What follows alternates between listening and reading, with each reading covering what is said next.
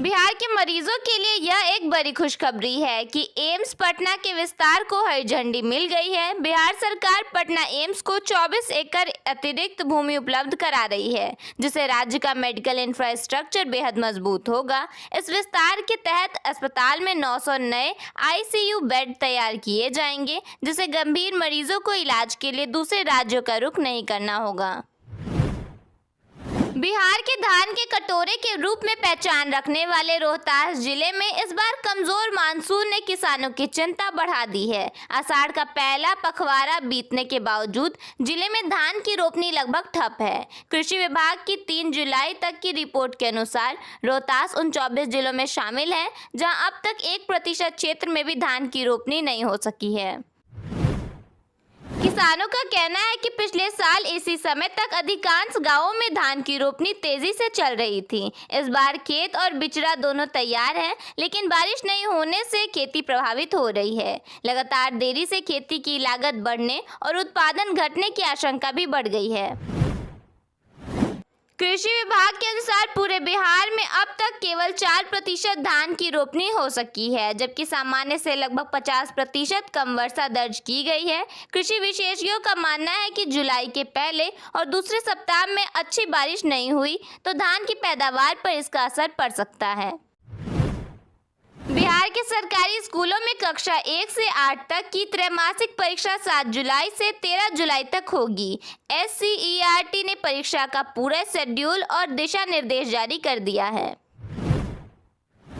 डाक विभाग ने 24 और 48 घंटे में डिलीवरी वाली प्रीमियम स्पीड पोस्ट सेवा शुरू करने की तैयारी की है। समय पर डिलीवरी नहीं होने पर ग्राहकों को मनी बैक गारंटी मिलेगी। फिलहाल यह सेवा दिल्ली, मुंबई और बेंगलुरु जैसे महानगरों में उपलब्ध है। अब इसे चरणबद्ध तरीके से पटना, गया, भागलपुर और मुजफ्फरपुर जैसे शहरों में भी शुरू किया जाएगा।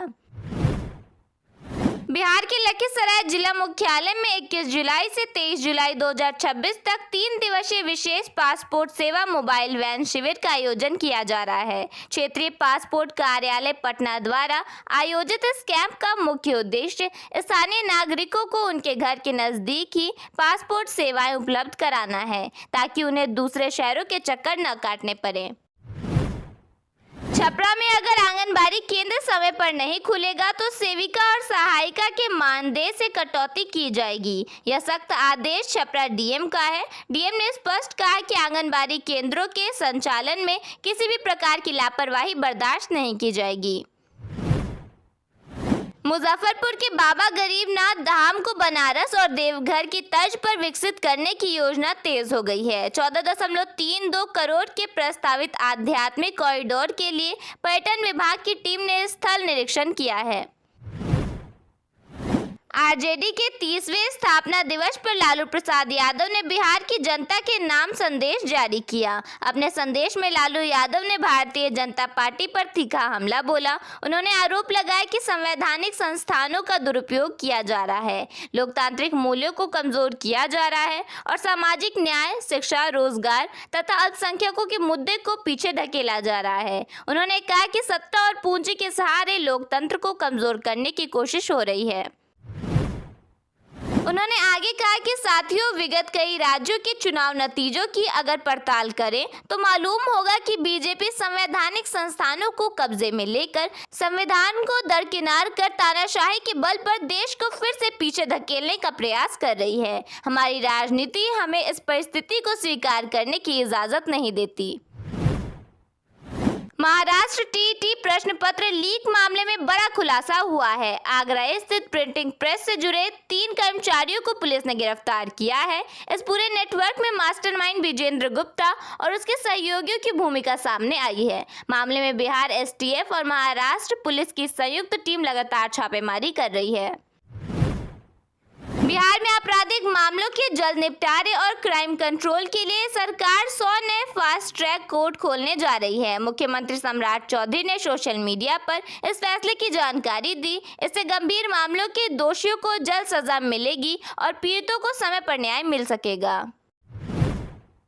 कटिहार नगर निगम क्षेत्र के 30 वार्डों में साफ सफाई के नाम पर हर महीने लगभग 80 लाख खर्च होने के बावजूद धरातल पर गंदगी का अंबार लगा हुआ है। स्थानीय नागरिकों द्वारा नियमित रूप से टैक्स का भुगतान किए जाने के बाद भी उन्हें बुनियादी स्वच्छता, जल जमाव और बदबू जैसी गंभीर समस्याओं से जूझना पड़ रहा है। बिहार के राज्यपाल और कुलाधिपति सैयद अता हसनैन ने सभी विश्वविद्यालयों और कॉन्स्टिट्यूएंट कॉलेजों के शिक्षकों और कर्मचारियों के लिए सैलरी वेरिफिकेशन करना अनिवार्य कर दिया है। 20 जुलाई तक यह काम पूरा नहीं होने पर सैलरी रुक सकती है। भोजपुर के बिलौटी गांव पहुंचे बिहार सरकार के मंत्री अशोक चौधरी ने भरत तिवारी के परिजनों से मुलाकात की और एनकाउंटर को गलत बताया। उन्होंने कहा कि अब पूरे मामले की जानकारी मिल गई है और वह मुख्यमंत्री सम्राट चौधरी को सभी तथ्यों से अवगत कराएंगे। प्रशांत किशोर बांकीपुर उपचुनाव लड़ेंगे। जनसुराज पार्टी ने उनके चुनाव लड़ने की घोषणा कर दी है, जिससे मुकाबला दिलचस्प हो गया है। इस बीच महागठबंधन भी उन्हें समर्थन दे सकता है। बांकीपुर सीट से बीजेपी अध्यक्ष नितिन नवीन 5 बार चुनाव जीत चुके हैं। राजद के स्थापना दिवस के बीच तेजस्वी यादव यात्रा पर है। इस अवसर पर लालू प्रसाद यादव ने पार्टी कार्यकर्ताओं को संदेश देते हुए कहा कि राजद केवल चुनाव लड़ने वाली मशीन नहीं है, बल्कि गरीबों, पिछड़ों, दलितों और वंचितों की लड़ाई लड़ने वाला एक आंदोलन है।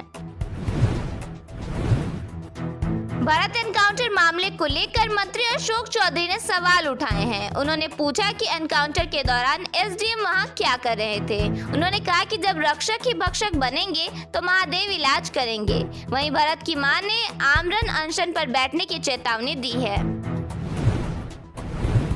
वैभव सूर्यवंशी ने 15 साल की उम्र में डेब्यू कर सचिन तेंदुलकर का 36 साल पुराना रिकॉर्ड तोड़ दिया है। उनके पिता संजीव सूर्यवंशी ने उन्हें बिना किसी दबाव के खेलने की सलाह दी है। वहीं चाचा राजीव ने कहा कि वैभव ने अपने पिता का सपना साकार कर दिया है। आरा में हुए भीषण सड़क हादसे में पति पत्नी समेत 3 लोगों की मौत हो गई। बताया गया कि पति पत्नी की शादी 4 महीने पहले ही हुई थी। 120 किलोमीटर प्रति घंटे की रफ्तार से जा रही स्कॉर्पियो ट्रक से टकरा गई। हादसे के बाद गेट काट कर शवों को बाहर निकाला गया। सभी लोग मनाली से लौट रहे थे। भरत तिवारी एनकाउंटर मामले में 12 कंटेंट क्रिएटर्स के खिलाफ केस दर्ज किया गया है। उन पर अफवाह फैलाने का आरोप है। कार्रवाई के तहत 50 से अधिक वीडियो और आईडी डिलीट की गई है। मामले की लगातार मॉनिटरिंग की जा रही है। बेगूसराय के बरौनी रेलवे स्टेशन से 25 लाख रुपए की हेरोइन बरामद की गई है। इस मामले में 2 महिलाओं समेत 4 ड्रग तस्करों को गिरफ्तार किया गया है। पुलिस के अनुसार हेरोइन ब्लाउज में छिपाकर ले जा रही थी। अब पुलिस ड्रग तस्करों के पूरे सिंडिकेट की तलाश में जुटी है।